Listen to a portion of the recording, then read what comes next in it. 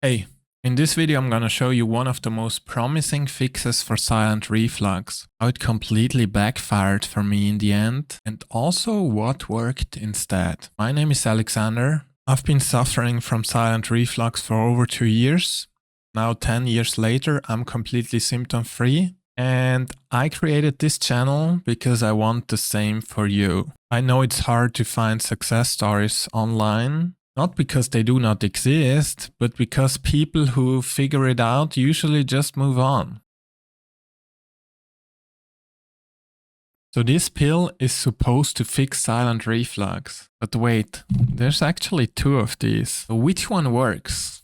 Let's figure this out. But before we get into that, we need to get on the same level of understanding. There's 2 major approaches handling this. Let's get into this, the blue pill. Stomach acid goes into places that are not made to handle it. That can be the esophagus, it can be in silent reflux even the throat.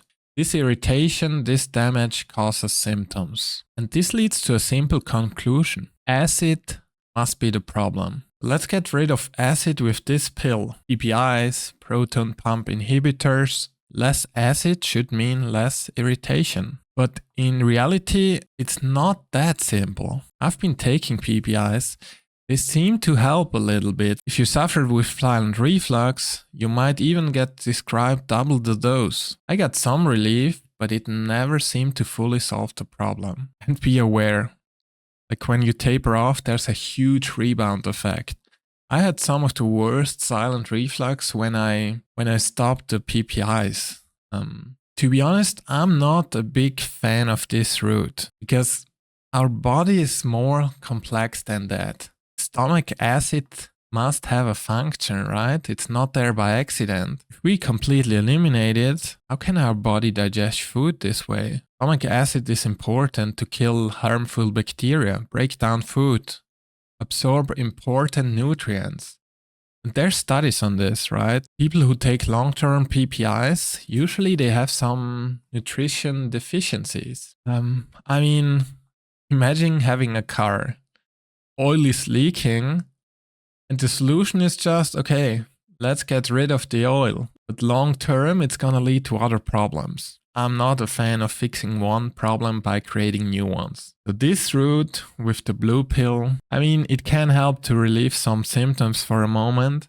It's not solving the root problem. So let's get into the red pill now. And the red pill says, actually it's not a problem of high stomach acid, it's a problem of low stomach acid. This sounds really weird, but the idea is not crazy. Like the main theory is that the lower esophageal sphincter, the muscle on the top of your stomach, may need acid to be triggered to close. So if you have low acid, it may not close that well. And another thing, if we have low stomach acid, that might delay stomach emptying. And if food sits too long in the stomach, pressure will build up. And more pressure can make reflux more likely. So that's the main idea. And I was really excited when I found out. I even have the order here. On February 8th, 2015, I ordered this book. I even have it here. I got this book. Actually quite an interesting book. And I was really excited because I thought, okay, maybe I've got a new solution to fix this. So I ordered betaine HCl, which is a really strong acid component. And I tried to increase stomach acid, hoping that would fix the reflux problem. This idea sounded really promising. And that evening, I took one pill after eating a homemade pizza. And this was a risky move, but I wasn't disappointed. It actually worked. My symptoms got better. I could eat the pizza with not many problems, and my digestion felt way better. Yes, I finally found the answer. It's a problem of too little acid. But this solution, if I remember correctly, only lasted for 3 days, before getting some of the worst symptoms ever. I actually got real heartburn. I got food back up in my throat, which I never had before. And that wasn't even the worst part. Because 10 minutes later, I got another mental breakdown. I thought I had found the solution, but it was another dead end. So what is the real solution here? Is there too little or too much acid? Should we increase stomach acid or should we get rid of it? It's actually the wrong question. Think of a thermostat. We're the ones trying to put heat up or lower it down. But in reality, we have no clue. Like, the problem is not us turning up the heat or lowering, it's that the thermostat is broken. It shouldn't be our task to figure out, okay, we need more or less acid, but this is a system which regulates itself. We don't know more or less acid, we simply have no clue. So this is where we need to go a level deeper. What is actually regulating stomach acid? Our digestive system. And what is regulating our digestive system? Our central nervous system. So how can we regulate our central nervous system? Well, quite easy. We help it by shifting into a more relaxed, regulated state. And there's many ways to do that. Through how we eat, how stressed we are, how we breathe, how well we digest, how safe the body feels overall. You see, the vicious cycle is that we get the symptoms, and the symptoms make us anxious. They get us stressed. This is not gonna fix itself. What should I do?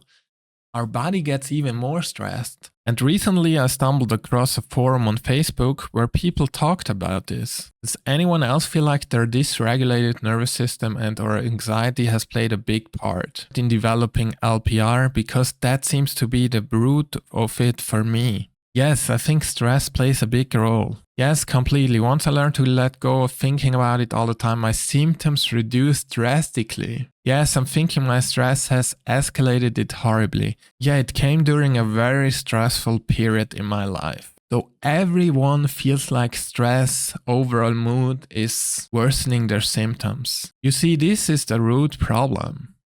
We eat in a rushed state, we're stressed, we're not chewing enough, there's no more gut-brain connection. We're always eating, we can't even feel hunger anymore. We're afraid of eating because it causes symptoms. We're not even enjoying food anymore. These are the root problems, is our whole system being dysregulated. So we shouldn't play around with more or less acid. Okay, this can be a short-term relief to improve our symptoms, but this is not the root of the problem. The root is that we should eat slowly, relax, take a deep breath every time you eat. Like, be grateful for the food, chew well, help digestion, enjoy the food, taste it. When I truly enjoy the taste, digestion is way better. It might be the same food. If I eat slowly and I really enjoy it, our body regulates digestion that way. Based on what we eat, how it feels, how we chew. Based on that, it's creating stomach acid. Okay, there's carbohydrates, there's fat, there's protein coming. I need to create the right enzymes to digest that properly. That's how we regulate our digestion. So every time you eat, make sure to chew well. Make sure to enjoy the food. Make sure to eat slowly. Learn how to shift in a relaxed state. Do breathing exercises. Relax your system. I've been talking in the last video of how I used to chill after eating and laying a little bit down, like relaxing. And once I got into the reflux, I would stop that. But it's not good because this is relaxing. This helped me digest food. Once I reintroduced it, I'm not telling you to lay down flat if there's a functional issue, don't do that. But laying down a little bit, maybe on an incline, relaxing after eating, that's gonna help digestion. There's not a quick fix for this, like taking a pill and then hoping it's solved. That's not the root problem. That's just putting a taper here on the oil signal. Fixing the root cause is when our body is able to regulate itself again. It's not us against our body, against our stomach. It's us working for our body, helping it to digest food, relieving our stomach. I hope that helped to give you a new perspective. Stay tuned for more videos and I wish you all the best. Bye.